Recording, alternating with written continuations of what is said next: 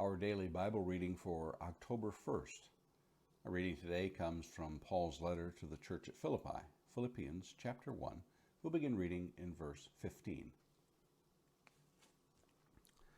Some indeed preach Christ from envy and rivalry, but others from goodwill. The latter do it out of love, knowing that I am put here for the defense of the gospel. The former proclaim Christ out of selfish ambition, not sincerely, but thinking to afflict me in my imprisonment. What then?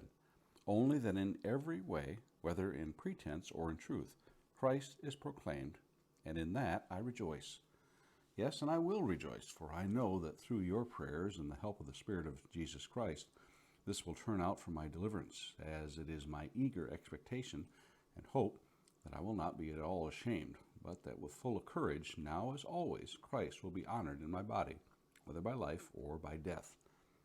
For to me to live is Christ, and to die is gain.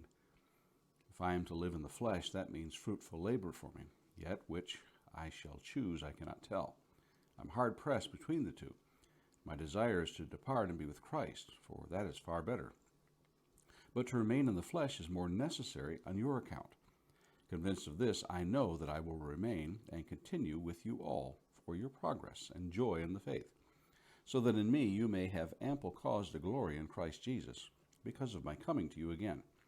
Only let your manner of life be worthy of the gospel of Christ, so that whether I come and see you or am absent, I may hear of you that you are standing firm in one spirit, with one mind striving side by side for the faith of the gospel, and not frightened in anything by your opponents.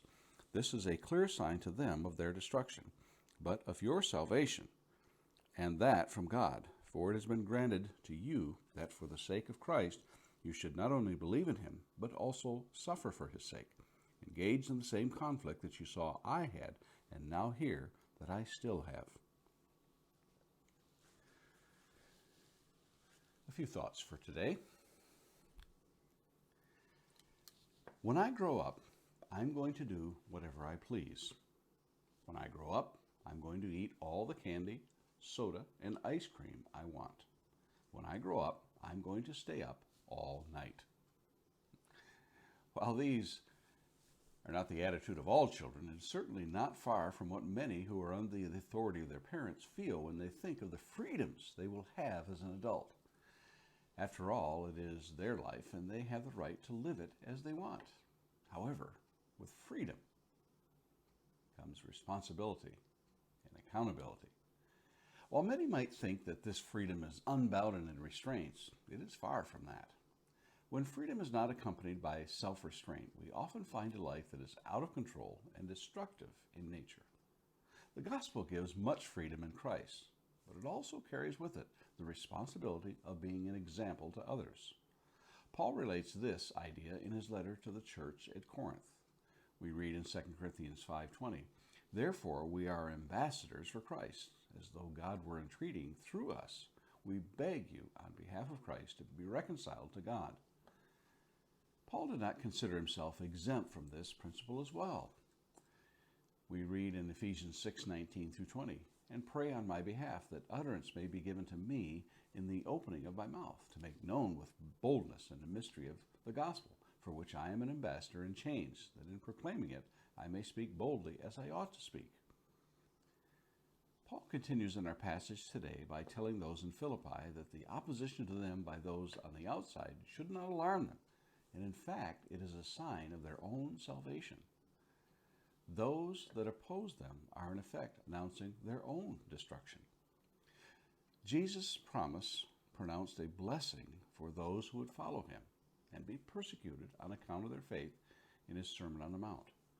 "Blessed are you when men cast insults at you and persecute you and say all kinds of evil against you falsely on account of me. Rejoice and be glad, for your reward in heaven is great, for so they persecuted the prophets who were before you." We read this in Matthew chapter 5, verses 11 and 12. Following Christ carries great responsibilities, and with it, persecution. However, the reward in heaven far outweighs any suffering we might endure here.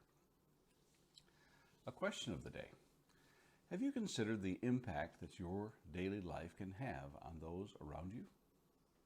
And a thought to meditate on today: we must make sure that it is not our arrogance and pride that brings us persecution, but our faith in God.